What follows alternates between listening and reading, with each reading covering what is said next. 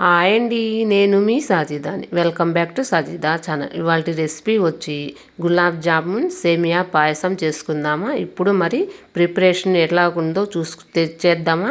ఇప్పుడు ఎంటీఆర్ గులాబ్ జామ్ ప్యాకెట్ని మనం కట్ చేసుకుని జల్లడ పట్టుకుందాం. ఎందుకంటే దాంట్లో ఏమన్నా డస్ట్ ఏమన్నా ఉంటుందేమో అని చెప్పి జల్లడ పడతాం. కానీ ఎంటీఆర్ ప్యాకెట్ చాలా బాగుంటుందండి. నేను ఎందుకో నాకు అనుమానం కదా, అందుకు జల్లడ పడుతున్నాను. స్టైనర్లో తీసుకొని పిండి చక్కగా జల్లెడ పట్టి చూసాను. నేను చేసినట్టు చేయండి, ఎక్కడా స్కిప్ చేయకుండా చేయండి ఫ్రెండ్స్. కానీ ఈ రెసిపీ స్వీట్ రెసిపీ మాత్రం చాలా బాగుంటుంది ఫ్రెండ్స్. ఈ దీపావళి పండుగ వస్తుంది కదా, మనం ఏదో ఒకటి స్వీట్ చేసుకోవాలి కదా.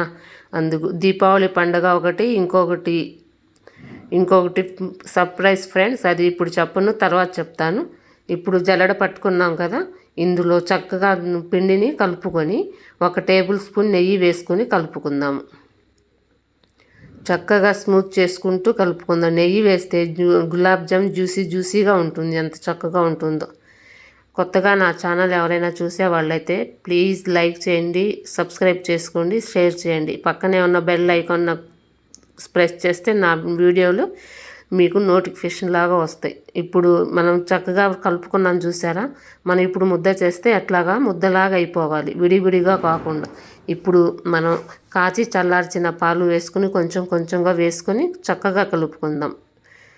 నీరుతో కూడా కలుపుకోవచ్చు ఫ్రెండ్స్, కానీ పాలు ఉన్నాయి కదా అని చెప్పి నేను పాలతోనే కలుపుతున్నాను. చూసారా, సెమీ సాఫ్ట్గా వచ్చింది గులాబ్ జామ్.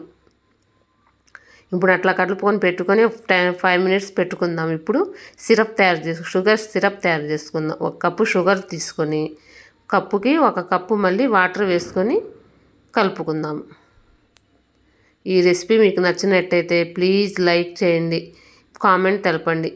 ఇప్పుడు స్టవ్ ఆన్ చేసి సిమ్లో పెట్టి షుగర్ మెల్ట్ అయ్యే వరకు ఇట్లా కలుపుదాము.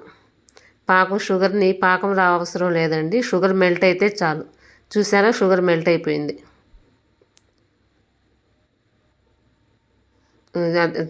స్టిక్కీ అవుతే చాలండి, పాకం అసలు అవసరం లేదు. కొంచెం యాలకుల పొడి కూడా వేసుకుందాం అందులోనే. చూసారా, ఈ విధంగా కలుపుకొని మళ్ళీ ఒకసారి టెస్ట్ చేసుకుందాం. ఇట్లా ఉంటే చాలు ఫ్రెండ్స్. ఇప్పుడు దీన్ని మూత పెట్టుకొని ఒక పక్కన పెట్టుకుందాం. ఇందాక మనం కలుపుకున్నాం చూసారా గులాబ్ జామ్ మిక్స్ని. ఇప్పుడు వీటిని చిన్న బాల్స్ లాగా రౌండ్స్ చేసుకుందాం. చూడండి, నేను చేసినట్టు చేయండి ఫ్రెండ్స్. కానీ గులాబ్ జామ్ చాలా సాఫ్ట్గా జ్యూసీగా ఉంటుంది ఫ్రెండ్స్. చక్కగా స్మూత్గా చిన్నగా మనం రౌండ్స్గా చేయాలి, మధ్యలో ఒత్తి పట్టి చేసుకోవాలి ఫ్రెండ్స్. చూస్తే నేను చేసినట్టు చేయండి, ఎక్కడా స్కిప్ చేయకుండా చూడండి. మళ్ళీ స్కిప్ చేస్తే అర్థం కాదు. ఇప్పుడు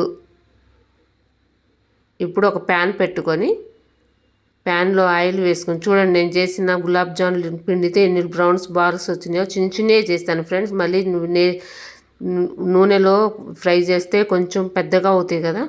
ఇప్పుడు ఒక ప్యాన్ పెట్టుకొని దాంట్లో ఆయిల్ వేసుకొని ఆయిల్ హీట్ ఎక్కిన తర్వాత ఇప్పుడు బాల్స్ వేసుకుందాం. నేను కొంచెమే వేసాను, సగం వేసి ఫ్రై చేశాను. తర్వాత రెండోసారి మళ్ళీ వేసాను. చూసారా, నేను వేసాను బాల్స్ చక్కగా ఫ్రై అవుతుంది. సిమ్లో పెట్టండి ఫ్రెండ్స్, హైలో అసలు పెట్టగాకండి, మళ్ళీ మాడిపోతాయి. మాడింది అనుకోండి మళ్ళీ టేస్ట్ బాగోదు, అసలు గులాబ్ జామున్ టేస్టే మారిపోతుంది.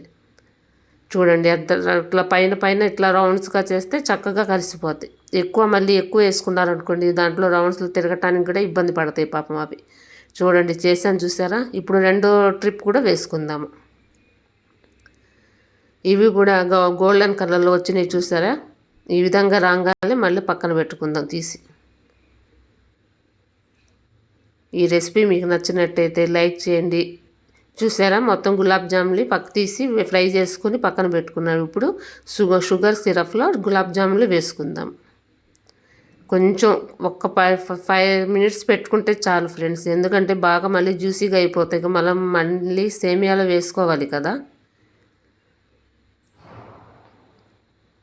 ఇప్పుడు గులాబ్ జామ్ మనం షుగర్ సిరప్లో నుంచి తీసుకొని పక్కన పెట్టుకుందాం.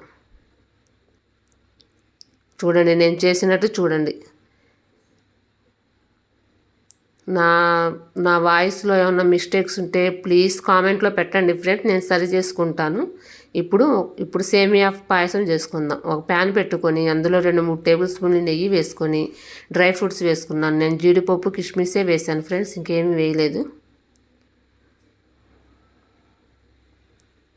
ఇప్పుడు 1 కప్పు సేమియా తీసుకొని సేమియాని కూడా చక్కగా గోల్డ్ కలర్లో ఫ్రై చేసుకుందాం. దీపావళికి మీ ఇంట్లో ఏమేమి స్వీట్స్ చేశారో కామెంట్స్ పెట్టండి ఫ్రెండ్స్.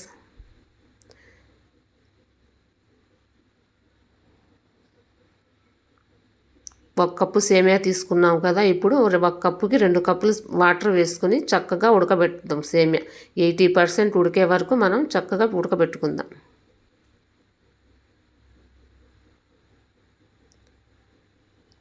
చూడండి, సేమియా 80% ఉడికితే చాలు. ఇంకా నేను చూపిస్తున్నాను చూసారా, వేడిగా ఉంది కదా ఫ్రెండ్స్, అందుకు అన్నిసార్లు ప్రెస్ చేయాల్సి వచ్చింది.